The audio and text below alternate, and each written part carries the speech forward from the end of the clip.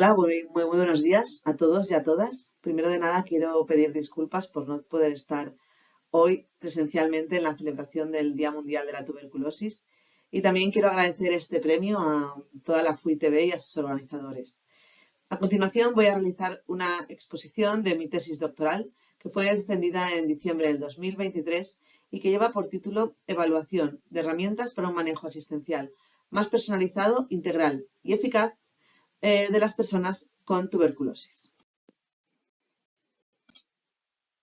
Comenzaré con un breve repaso de la situación epidemiológica de la tuberculosis. La pandemia del COVID tuvo un gran impacto en aquellas patologías infecciosas con afectación pulmonar, como esas se produjeron cambios organizativos para dar respuesta a la pandemia, lo que dio lugar a un infradiagnóstico y a una infranotificación de casos de tuberculosis.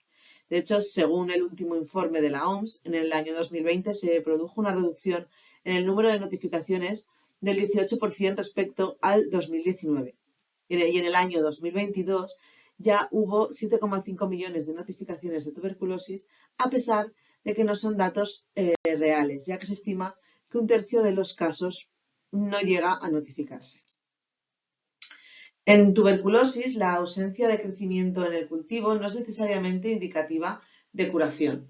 Aún así, un tratamiento se considera eficaz si es capaz de negativizar el cultivo al final del tratamiento, si produce una mejoría clínica y radiológica y también si es capaz de prevenir recaídas.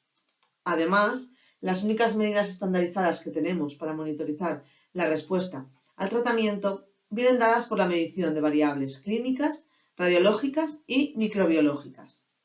De hecho, cada vez está más aceptado que existe una compleja y dinámica relación entre las bacterias y el huésped, lo que unido a la gran variabilidad entre pacientes pone en evidencia la necesidad de evaluar otros biomarcadores que se correlacionen con la gravedad de la enfermedad y la eficacia del tratamiento. Según la OMS, la salud se define como un estado de completo bienestar físico, mental y social, y no solo la ausencia de enfermedad. El impacto de una enfermedad crónica como es la tuberculosis va a afectar a estas tres dimensiones. A nivel físico, cada vez hay más datos que ponen en evidencia que la tuberculosis crea una discapacidad pulmonar a largo plazo, pero esta carga de enfermedad no ha sido evaluada. A pesar de que se reporta una mejoría, los síntomas respiratorios de la tuberculosis pueden persistir al final del tratamiento. Por tanto, nos enfrentamos a un infradiagnóstico. Y a nivel mental, se ha visto que los pacientes con tuberculosis tienen asociados episodios tanto de depresión como de ansiedad y que están relacionados con la gravedad y la cantidad de los síntomas. Además, durante la tuberculosis se van a dar una serie de circunstancias sociales que están relacionadas con el desarrollo de depresión y ansiedad, como son el estigma, la pobreza y el aislamiento social. Bien, ¿y cuáles fueron los motivos que nos llevaron a realizar esta tesis? En el año 2017, la OMS manifestó la necesidad de disponer de nuevas herramientas que pudieran orientarnos sobre el estadio en que se encuentra una persona durante el proceso de la enfermedad tuberculosa.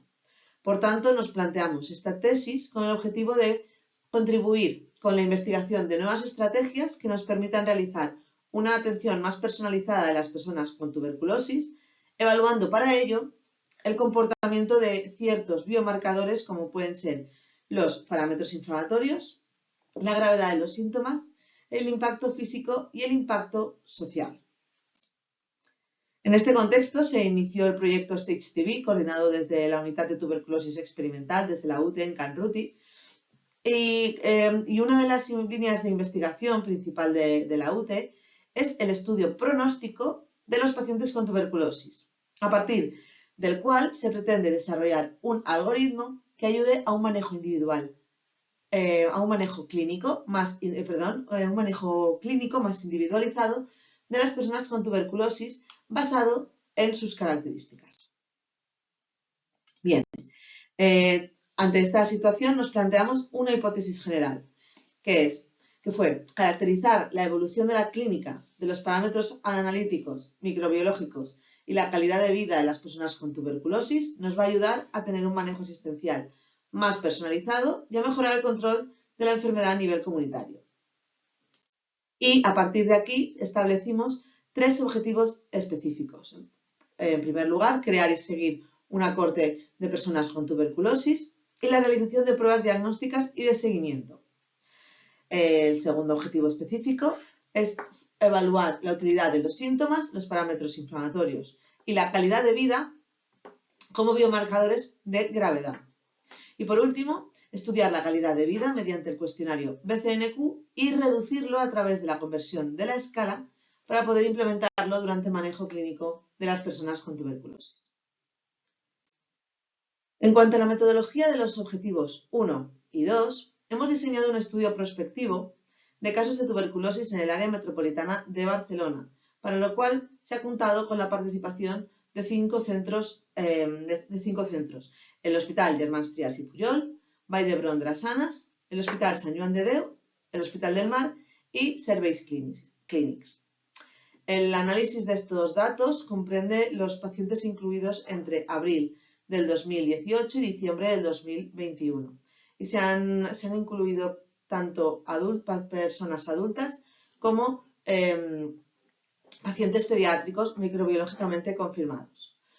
Los datos del estudio se recogieron en la plataforma REDCap en 3 momentos puntuales. En un momento inicial, la visita basal, en el mes 2 y en el mes 6, lo que serán T2 y T3 respectivamente.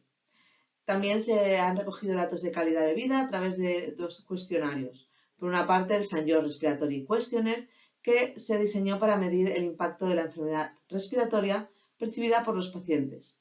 Y aunque no se diseñó para tuberculosis, se ha usado en muchos estudios. Y por otra parte, la escala Kessler-10, que mide el estrés psicológico a partir de los niveles de ansiedad y de los síntomas depresivos. Hay que decir que esta calidad de vida se recogió solo en personas adultas.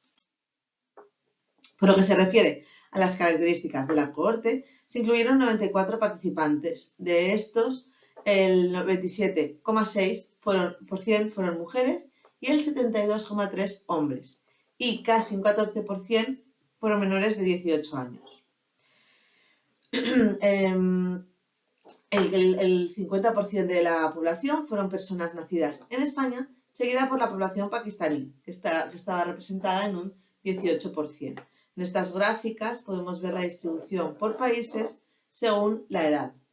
Y hay que destacar que la pandemia del COVID fue concomitante al desarrollo de este estudio y tuvo un gran impacto ya que se vio afectada la inclusión y el seguimiento de los pacientes. De hecho, el 84% de los mismos fueron reclutados antes de la pandemia.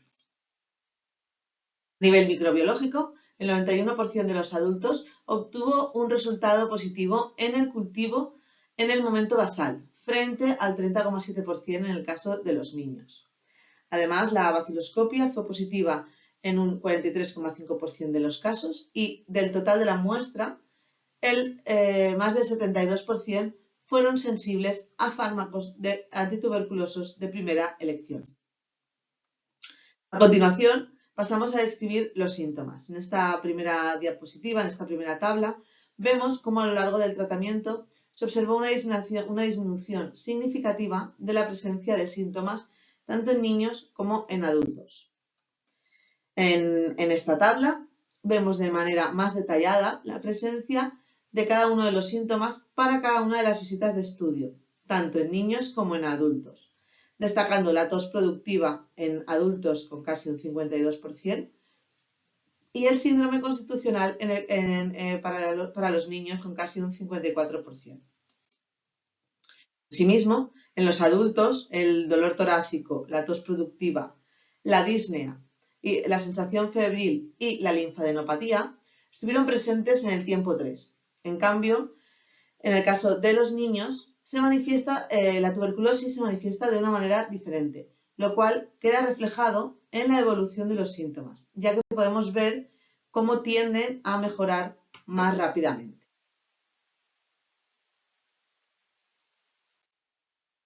En lo que respecta a los parámetros inflamatorios, se analizaron la proteína C reactiva, la velocidad de sedimentación glomerular, los ratios neutrófilos linfocitos y monocitos linfocitos y los complementos CH50, C3 y C4. Bien, tanto los síntomas, como acabamos de ver, como los parámetros inflamatorios evaluados tienden a disminuir durante el tratamiento en niños y en adultos, lo que sugiere que estos parámetros puedan estar relacionados con la gravedad de la enfermedad. También se realizó el análisis de las características basales de los parámetros inflamatorios en relación a las variables demográficas, clínicas y microbiológicas.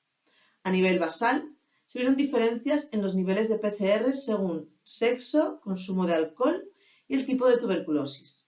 Además, los individuos con una tuberculosis microbiológicamente confirmada y aquellos con carga bacilar presentaron niveles más altos de estos parámetros al inicio del tratamiento.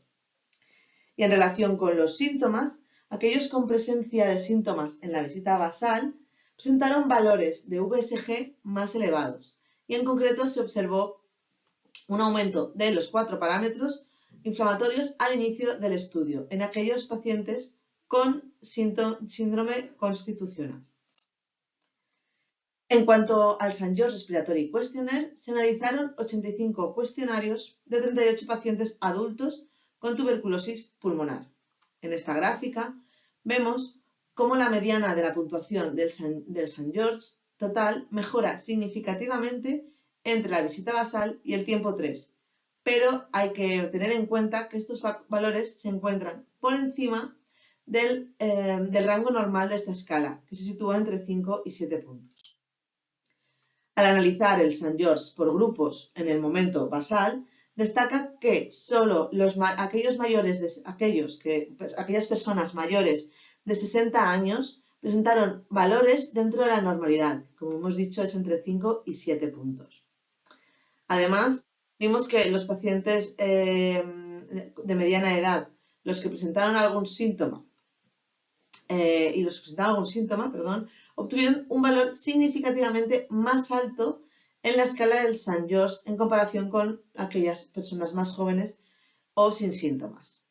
Y al analizar la evolución en el tiempo del St. George se observó mejoras en la mayoría de los grupos que se analizaron, pero lo que llama la atención es que casi el 75% de los pacientes adultos no consiguieron llegar a niveles normales en la escala del St. George Respiratory Questionnaire al mes 6 de tratamiento, lo que nos indica que existe un impacto pulmonar de la tuberculosis que puede estar infravalorado.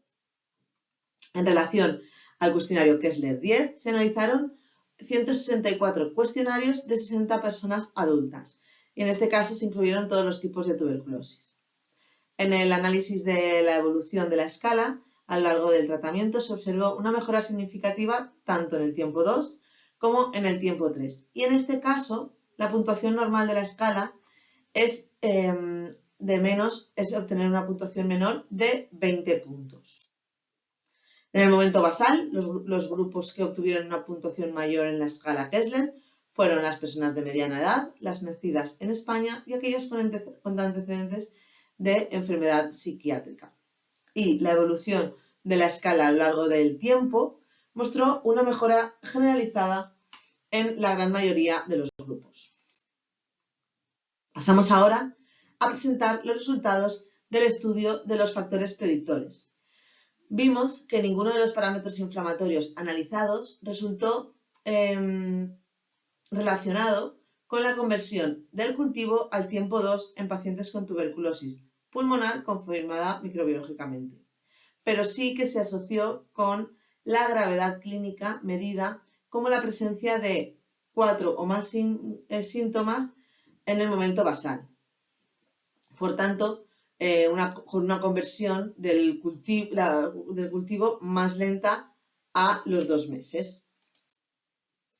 Y por otra parte, niveles más elevados de VSG del complemento C4 y un resultado de baciloscopia positiva en la visita basal se relacionaron con la presencia de síntomas en el tiempo 2, lo que tendrá repercusión en el manejo individual del paciente.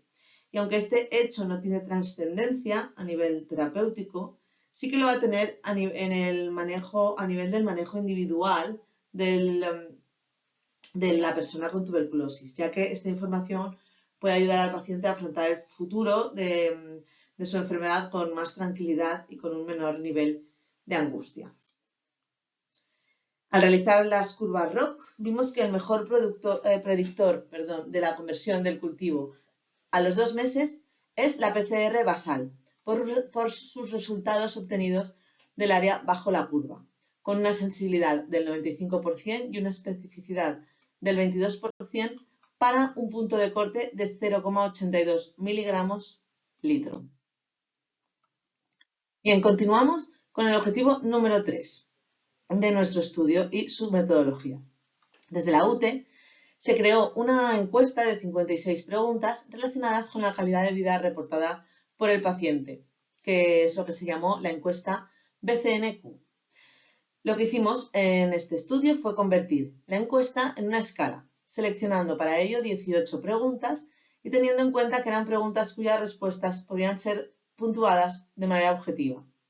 Y estas 18 preguntas se dividieron en 3 categorías o dominios, que son la precariedad económica, el impacto emocional y el estigma.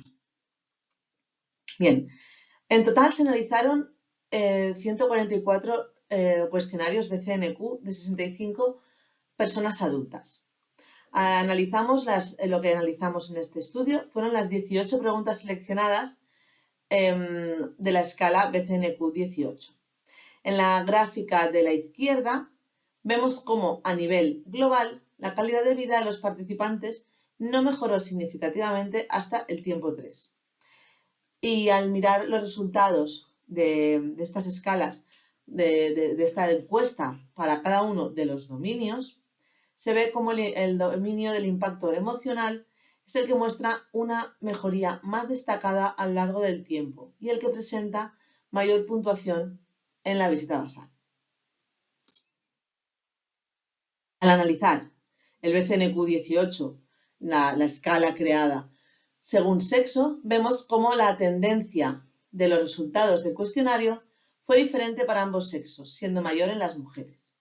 Y según el dominio analizado, las mujeres presentaron una puntuación mayor en el impacto emocional, lo cual puede guardar una relación con el hecho de que las mujeres presenten más comorbilidades de trastornos mentales, sobre todo depresión y ansiedad, que son los más frecuentes también en tuberculosis.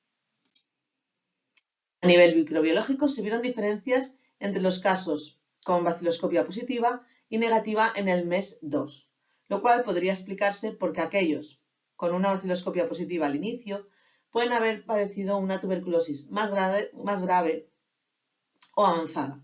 Y además el hecho de obtener un resultado positivo al inicio del diagnóstico obliga a los pacientes a aislarse durante aproximadamente un mes, lo que va a empeorar la calidad de vida de estas personas. Por último, el análisis multivariable de los resultados basales nos mostró que el hecho de ser mujer y tener una baciloscopia positiva está asociado con una mayor puntuación en el BCNQ 18. Y en el tiempo 2 se vio que el único factor asociado significativamente con un aumento de esta puntuación fue tener una baciloscopia positiva en el diagnóstico. Bien, y por último, seguimos con las conclusiones de este estudio.